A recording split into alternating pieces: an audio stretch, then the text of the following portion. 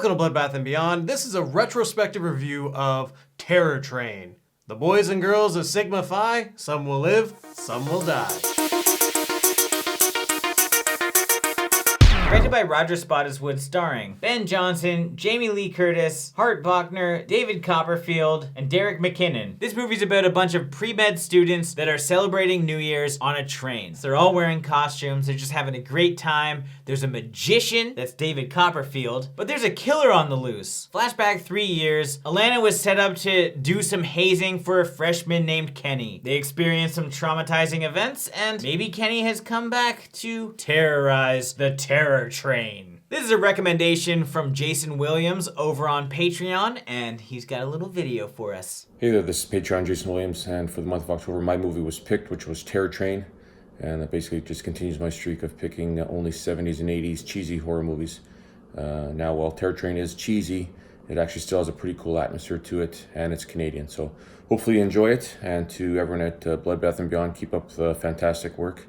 And hopefully we'll be seeing some pro wrestling content very, very shortly. Thank you, Jason, for the support. Truly appreciate it. Also, this is a retrospective review, so we are going to spoil the shit out of this movie and just talk about whatever we want. So if you haven't seen it, definitely check it out. We've also done a commentary. Watch along for our first time viewing, but otherwise we are going to go on to our likes. I liked seeing Jamie Lee Curtis in a movie near Halloween, but not quite in the 90s. So this is kind of fun. And she did a great job. Everyone in this cast did a fantastic job. I loved all of our characters. They were just frat boys and sorority girls having a good time on New Year's Eve. Even to the point that one character did like a complete 180. At like the very beginning of the film, he was wearing his little like virgin beanie. Fast forward 3 years later, and he is like Casanova Uncle Sam. He's just got all the moves. And I loved his character the most, I think. Other than David Copperfield. Cool character with great magic tricks. I'm pretty sure somebody saw this and was like, oh, we need to book him. Put him on the strip. That's it. I like the setup for this movie because it's just a bunch of kids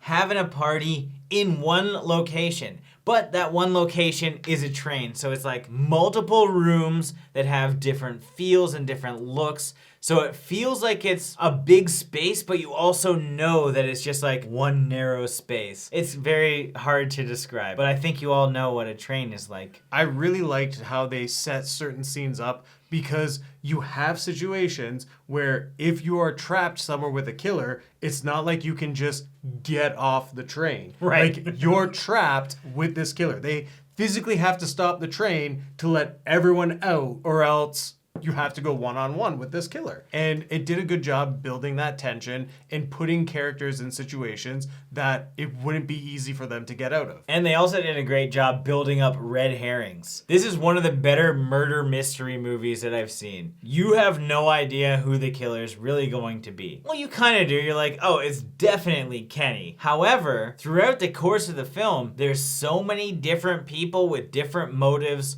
and because it's a costume party, you don't quite know what's happening. There are times where you even think the conductor is just having delusions because, wait, didn't he see blood in this specific area and now the blood's gone? What the hell? There was blood there before.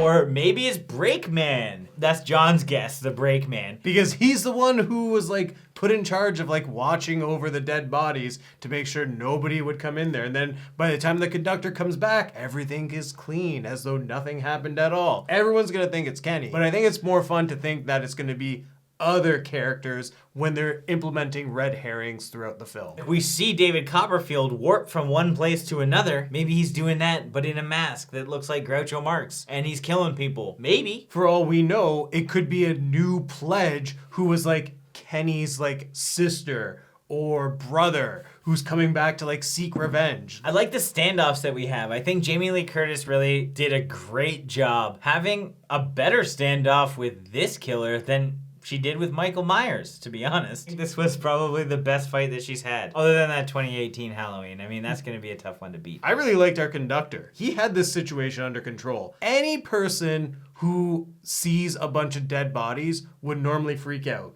But he knew if he told people, it would just be crazy riots and he would never get the actual killer. So his character was great. And he was funny and just likable as well. He even pretended to know magic at one point. Jack of Hearts. Not only has it risen to the top of the deck, but now it has become the Jack of Spades. Except for all of the killing, I would love to do an excursion train. I didn't even know excursion trains were a thing, other than those little ones that you do at like a Six Flags where you're just like going around this very small area and that's it. We ain't Amtrak, we're just a little old excursion train.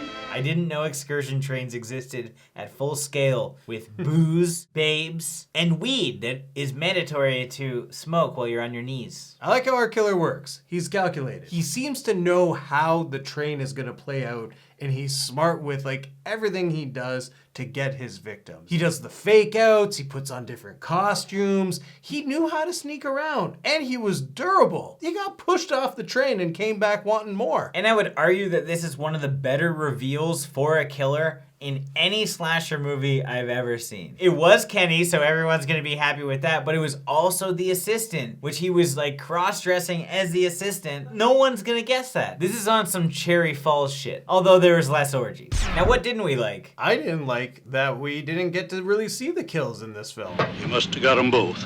We saw like the aftermath, which looked good, but I would have actually liked to see our killer kill people. I didn't like that everyone was a complete asshole, except Jamie Lee Curtis and the conductor. All of the boyfriends and the girlfriends that weren't Jamie were dicks. I'll get you for this one, Doc. I mean it this time. They're trying to sleep with everyone. These girls look faint. Can we do anything to revive them? I don't know, maybe some kind of injection? Nobody cared about the relationships. Uncle Sam cared. He tried to get with the girls because he had the power of suave, but he was still like a nice guy in the sense that he was like taking care of Jamie Lee Curtis. He wasn't trying to sleep with her, he was there for her. And he got a sweet slow dance out of it. No slow dances are sweet. They're awkward and they're weird. And I really hope I don't have another one. Slow dancing sucks. I've hated it since grade 7, 8. I still hate it. Going back to the kills, I think there was a lot of opportunity considering that we have David Copperfield and we have magic tricks. I think that we could have had more magic-oriented kills. Because magicians, they've got like trunks full of stuff they need to use. I just wanted more magic, honestly. I love magic. Do you believe in magic? I just picture you wanting like the Darth Vader force choke. Fuck it, they did it with the rose, they can do it with a person, right? Story-wise, I didn't like how our characters came to the conclusion that it was Kenny.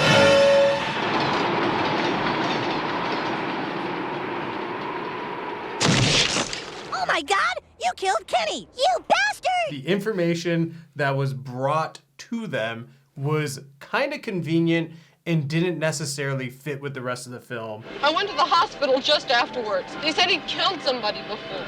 And they said it might have been an accident, but he killed somebody. It's not really relevant information just to drive home the point that he's really insane. The shit you did was fucking insane. What you did was crazy. Don't make a poor sap think he's gonna lose his virginity in his little yellow trunks by fucking a dead body. Don't be shy.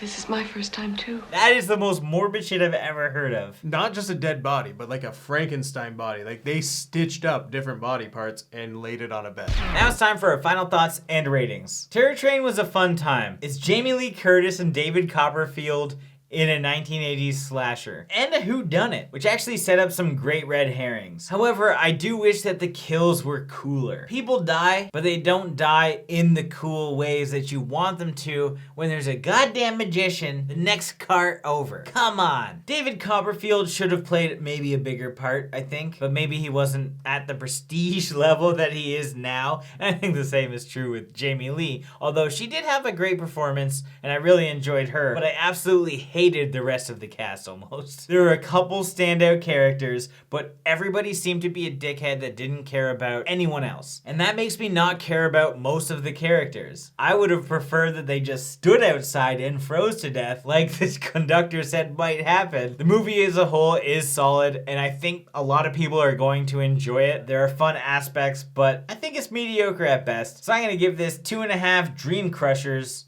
out of 5. You're gonna see a train on the cover of Time magazine one of these days. And I'm gonna be in that cab in the picture. I'll be up in the Concorde and you'll be on welfare.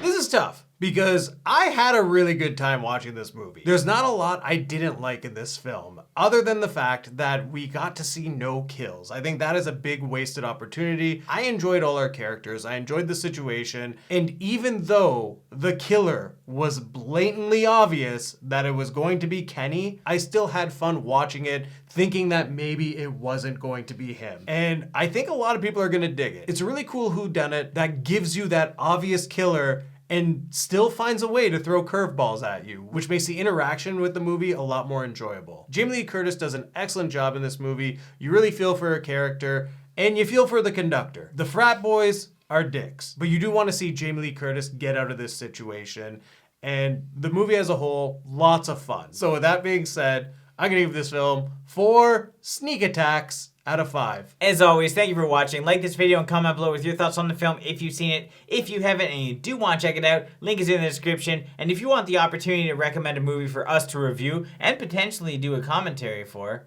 check out the links to the Patreon, and you can check out lots of other commentaries that we've done in the past. And if this is your first time here at the channel, make sure you subscribe. And please hit that notification bell, because they've really changed a lot of things. And no one's getting our videos anymore. That's unfortunate.